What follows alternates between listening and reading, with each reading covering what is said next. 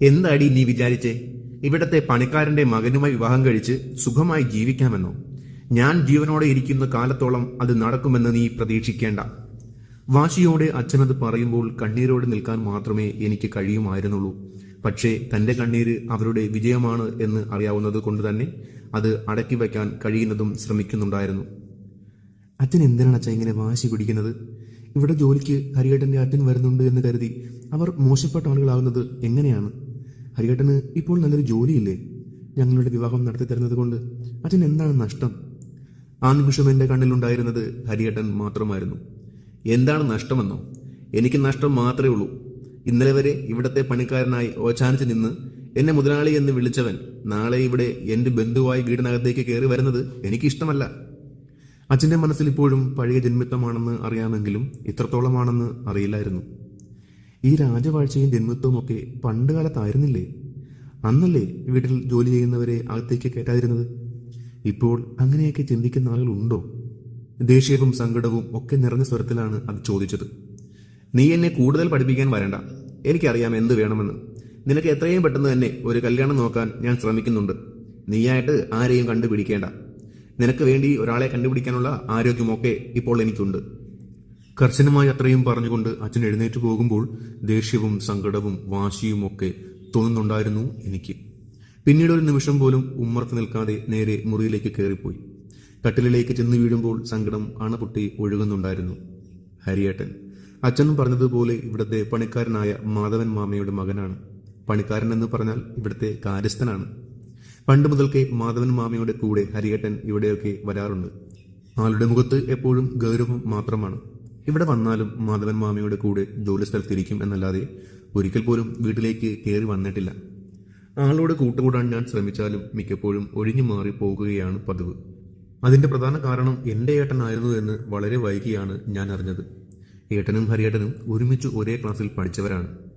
ഹരിയേട്ടൻ ഏട്ടനേക്കാൾ നന്നായി പഠിക്കുമായിരുന്നത് കൊണ്ട് തന്നെ ഏട്ടന് ഹരിയേട്ടനോട് അസൂയായിരുന്നു. അതുകൊണ്ട് തന്നെ പറ്റുന്ന അവസരങ്ങളിലൊക്കെ ഹരിയേട്ടനെ കുത്തി നോവിക്കാൻ ഏട്ടൻ ശ്രമിച്ചിട്ടുണ്ട്. ഏട്ടന്റെ വീട്ടിലെ പണിക്കാരനാണ് എന്ന് പറഞ്ഞ് എത്രയോ വട്ടം ഹരിയേട്ടനെ സ്കൂളിൽ വെച്ച് ഏട്ടൻ അപമാനിച്ചിട്ടുണ്ട്. പക്ഷെ ഒരിക്കൽ പോലും അതിന് വാശി തീർക്കാനോ തല്ലുപിടിക്കാനോ ഹരിയേട്ടൻ വന്നിട്ടില്ല.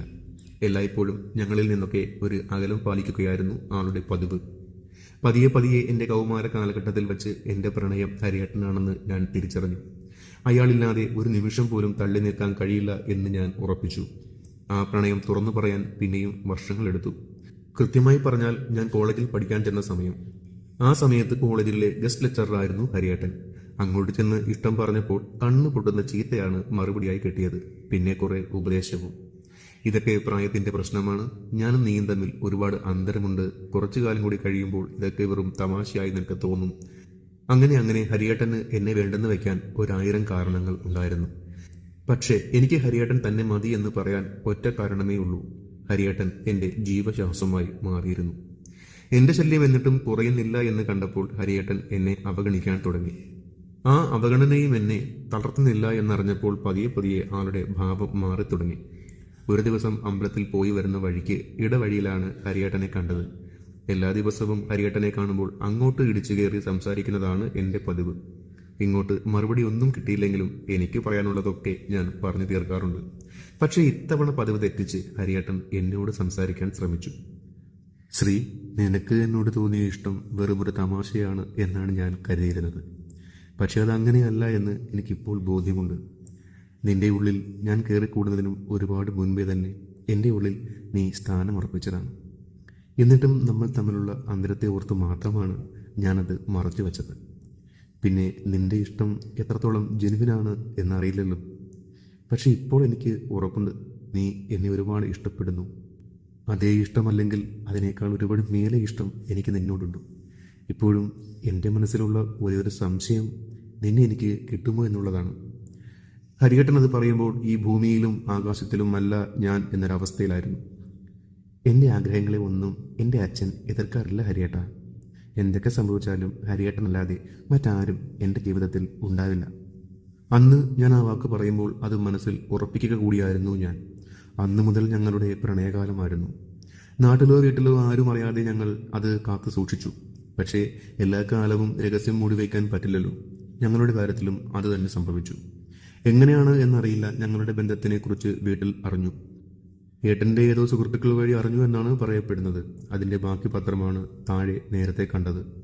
പക്ഷേ എന്തൊക്കെ സംഭവിച്ചാലും ഹരിയേട്ടനല്ലാതെ മറ്റാരും എൻ്റെ ജീവിതത്തിൽ ഉണ്ടാവില്ല എന്ന് തീരുമാനം ഞാൻ മാറ്റില്ല.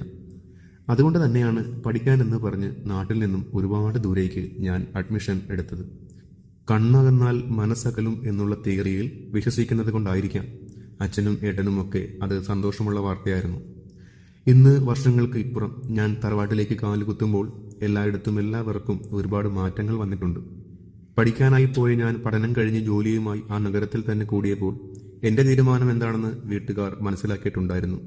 എൻ്റെ മനസ്സ് മാറ്റാൻ അവരൊക്കെയും ഒരുപാട് ശ്രമിച്ചെങ്കിലും കല്ല് പോലെ ഉറച്ചതായിരുന്നു എൻ്റെ തീരുമാനവും നിലപാടുകളും. ഒടുവിൽ പരാജയം സമ്മതിച്ച് തറവാട്ടിലേക്ക് എന്നെ മടക്കിക്കൊണ്ടുവന്നതാണ് ഇപ്പോൾ. കൂടെ മറ്റൊരു സന്തോഷ വാർത്തയുമുണ്ട്. അടുത്ത ആഴ്ച എൻ്റെ കല്യാണമാണ്. വരൻ മറ്റാരുമല്ല, എൻ്റെ പ്രിയപ്പെട്ട എൻ്റെ മാത്രം ഹരിയേട്ടൻ. ഇങ്ങനെയുള്ള മനോഹരമായ പ്രണയ കഥകൾക്കായി ഈ ചാനൽ ഒന്ന് സബ്സ്ക്രൈബ് ചെയ്യാൻ മറക്കല്ലേ.